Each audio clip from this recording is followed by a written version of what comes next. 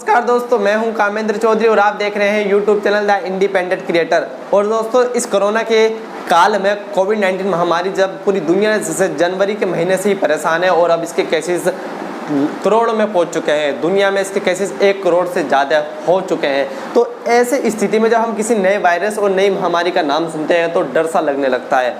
और उसी तरह से इस समय ट्विटर पर एक ट्रेंड चल रहा है, स्वाइन फ्लू। जी हाँ दोस्तों, एक नया वायरस चाइना में सामने निकल कर आया है, जिसके बाद से लोगों में इसकी वजह से कुछ लोग पैनिक भी हैं, तो कुछ लोग इस पर आसानी से मीम्स बना रहे हैं। तो आज की इस वीडियो में हम बात करेंगे कि आखिर ये वायरस कहाँ से आया और इसका क्या क्या खतरा हो सकता है, क्या ये कोरोना की तरह ही महामारी फैला सकता है। और साथ ही मैं आपको बताऊँगा कि ये जो नए वायरस, नोवल महामारी के जो वायरस निकल कर आते हैं, नोवल पैंडेमिक वायरस, ये चीन से ही क्यों निकल कर आते हैं। साथ ही मैं आपको कुछ ऐसे मीम्स दिखाऊंगा जो कि आज की इस चीज़ को जताते हैं और जिन्हें देखकर कहीं ना कहीं आपको थोड़ी बहुत हंसी आएगी और जिसकी वजह से आपकी टेंशन कम हो सकेगी। तो इस वीडियो को लास्ट तक देखते रहें। तो कोरोना की महामारी भले सी चल रही हो, लेकिन वैज्ञानिक अभी भी कुछ ऐसे वायरसों पर अपनी नज़र बनाए हुए हैं जिनसे महामारी फैल सकती है। और उसी क्रम में चीन के वैज्ञानिकों ने फ्लू की एक ऐसी नस्ल का पता लगाया है जो कोरोना वायरस की तरह ही महामारी का रूप धारण कर सकती है। इस वायरस का नाम है G4EA-H1N1। इसके बारे में हाल ही में पता चला है और ये सुअर के अंदर मिला है। वैज्ञानिकों ने कहा है कि ये वायरस इंसानों को भी संक्रमित करने की क्षमता रखता है। शोधकर्ताओं को डर सता रहा है कि यह वायरस और ज़्यादा म्यूटेट होकर आसानी से एक इंसान से दूसरे इंसान में फैल सकता है। इससे पूरी दुनिया में महामारी का खतरा उत्पन्न हो सकता है। और चीनी वैज्ञानिकों ने बताया कि इस फ्लू में वह सभी लक्षण मौजूद हैं जो एक इंसान को संक्रमित कर सकते हैं और आसानी से एक इंसान से दूसरे इंसान में फैल सकते हैं। साथ में दोस्तों, जो चिंता का एक कारण और है वो यह है कि वैज्ञानिकों का कहना है कि ये नया वायरस है और इसलिए लोगों में ये पहली बार फैलेगा, इंसान में पहली बार फैल सकता है, जिसकी वजह से इंसानों की जो इम्यून सिस्टम है, इम्यून पावर है, प्रतिरोधक क्षमता है, वो इसी से लड़ नहीं पाएगी, या तो थोड़ी बहुत लड़ पाएगी या बिल्कुल भी लड़ नहीं पाएगी। और इसकी कोई भी वैक्सीन मौजूद नहीं है। मतलब की है कि बिल्कुल ही ये जिसके एक बार वायरस हो गया वो उसकी मौत निश्चित ही है।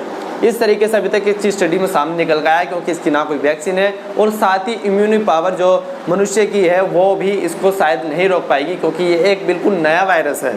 चीन में जिस फ्लू के वायरस की इस समय पहचान की गई है वो वर्ष 2009 के स्वाइन फ्लू से बिल्कुल अलग है और इसमें कुछ बदलाव भी पाए गए हैं। और इस वायरस से अभी तत्काल तो कोई खतरा नहीं है, क्योंकि ये भी मनुष्य में नहीं देखा गया, सुअर के अंदर ही पाया गया है। लेकिन इस पर वैज्ञानिक अपनी कड़ी नज़र बनाए हुए हैं। चीनी वैज्ञानिकों का मानना है कि हमारी जो इम्यून सिस्टम है इसके खिलाफ रक्षा करने में सक्षम नहीं है। प्रोफेसर किन चो चांग ने कहा है कि अभी कोरोना संकट में घिरे हुए हैं, लेकिन हम अभी संभावित खतरनाक वायरसों पर से अपनी नज़र हटाने की कोशिश नहीं कर रहे हैं, यानी कि उन पर नज़र बनाए हुए हैं। और चोंग ने कहा है कि ये वायरस अभी हमारे लिए खतरा नहीं है, लेकिन हमें इसे नज़रअंदाज नहीं करना चाहिए। वैज्ञानिकों ने कहा है कि सुअर के अंदर ही इस वायरस को रोकने के लिए कदम उठाना होगा। इसके अलावा वहाँ काम करने वाले लोगों पर भी इसे लागू करना होगा। वैज्ञानिकों ने चेतावनी दी है कि अभी आगे और ज़्यादा वायरस के आने का खतरा बना हुआ है। दोस्तों, ये सब स्टडी यहाँ पर ये चीज़ दिखाती है कि जो ये वायरस फैलते हैं इसका जो पहला कारण होता है वो होता है लापरवाही।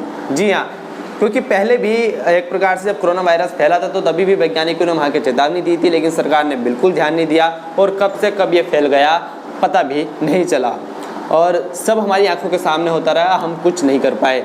इसलिए कुछ मैंने स्टडी की और मैंने खंगाला कि आखिर चाइना से ही क्यों वायरस निकलते हैं, तो उसमें कुछ चीज़ें सामने निकल कर आई।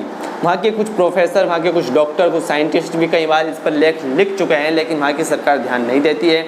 एक तो वहाँ पर जंगली जानवरों का शिकार और उनका मांस बेचना बिल्कुल आम बात है।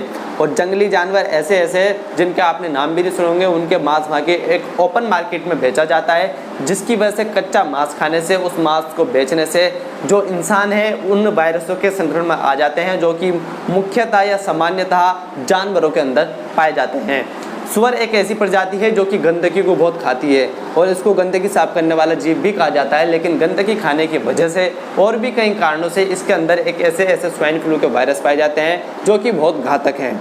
तो सुअर के मांस पर बिल्कुल प्रतिबंध लगा देना चाहिए। सुअरों को पालने और उन्हें खाने पर बिल्कुल प्रतिबंध हो जाना चाहिए। लेकिन आज के समय में सुअर के मांस को एक रोजगार के रूप में देखा जा रहा है, जो कि वहाँ के वैज्ञानिकों ने इसे कई बार सरकार को चेताया है, लेकिन वहाँ पर इस पर कोई कार्रवाई नहीं होती। साथ ही वहाँ की मीडिया के एक संपादक का कहना भी है कि वहाँ पर इस तरीके के मार्केट में कुछ भी सैनिटाइज व्यवस्था नहीं होती, यानी कि साफ सफाई। लोग वहाँ पे इस चीज़ पर ध्यान नहीं देते और जिसकी वजह से ये वायरस नए नए पनपते हैं और फैल जाते हैं। तो दोस्तों फिलहाल तो अभी इस वायरस से कोई डरने की आवश्यकता नहीं है, क्योंकि ये अभी सिर्फ सुअर के अंदर ही ये स्टडी में सामने आया है। तो कृपया करके किसी भी अफवाह पर ध्यान ना दें। और साथ ही अब आपको ये कुछ मीम्स देखने चाहिए जिन्हें देखकर आपको निश्चित तौर पर हंसी आएगी, तो आप ये मीम देखिए। और फिर मैं हाजिर हूँगा एक नई वीडियो के साथ। तब तक के लिए नमस्कार। हमारे इस वीडियो को लाइक कर दें, शेयर कर दें, और आपने चैनल सब्सक्राइब नहीं किया हो तो प्लीज़ इसे सब्सक्राइब कर दें।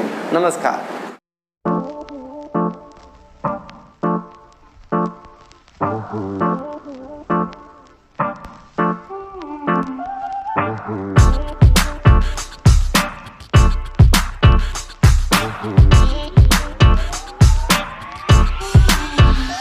Mm-hmm.